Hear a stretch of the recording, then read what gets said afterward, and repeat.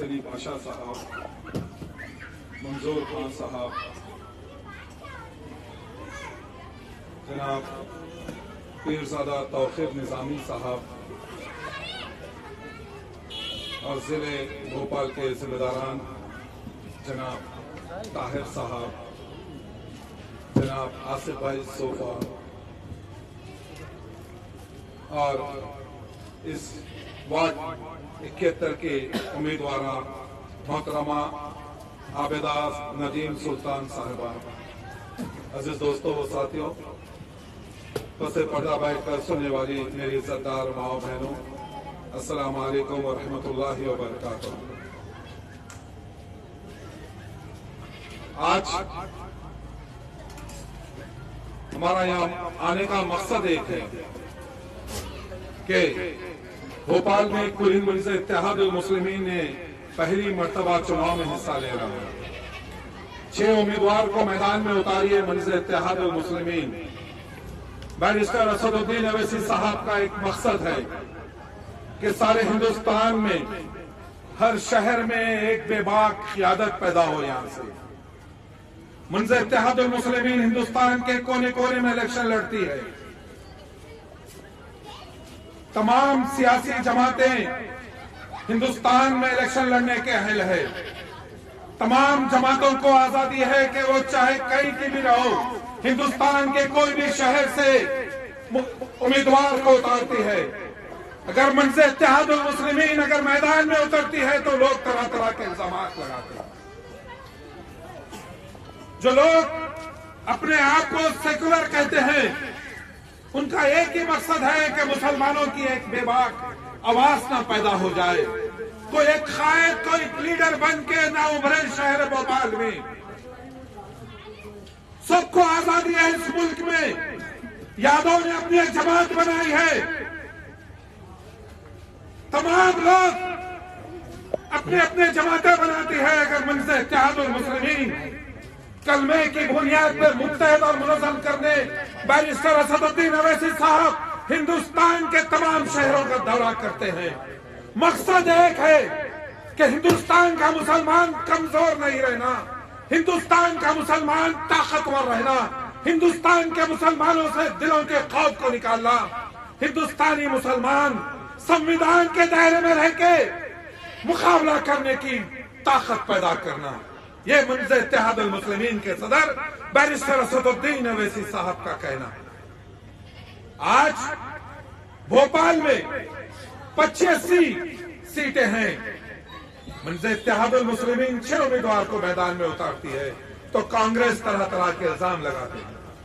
میں ان تمام سے کہہ رہا ہوں، میں پس پردہ بیٹھ کے سننے والی عزتدار میری ماں بہنوں سے کہہ رہا ہوں میں کہ ہم نے پہلی مرتبہ اسد الدین اویسی صاحب نے یہ امیدوار کو آپ کے درمیان میں بھیجا ہے۔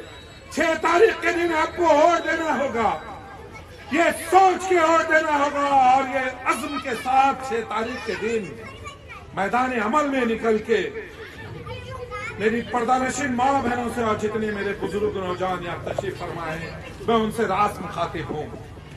آپ کے پاس ووٹ کی شکل میں ایک امانت ہے جو 6 تاریخ کے دن قوم کو متحد کرنے کے لیے، ہندوستان کے مسلمانوں کی طاقت میں اضافہ کرنے کے لیے، ایک بے باک قیادت کو بھوپال میں پیدا کرنے کے لیے اور ایک بے باک آواز کو ایوان میں بھیجنے کے لیے آپ کے پاس ووٹ کی شکل میں جو امانت ہے مجلس اتحاد المسلمین کے حق میں دیجیے، جس کا چناؤ چین پتنگ ہے۔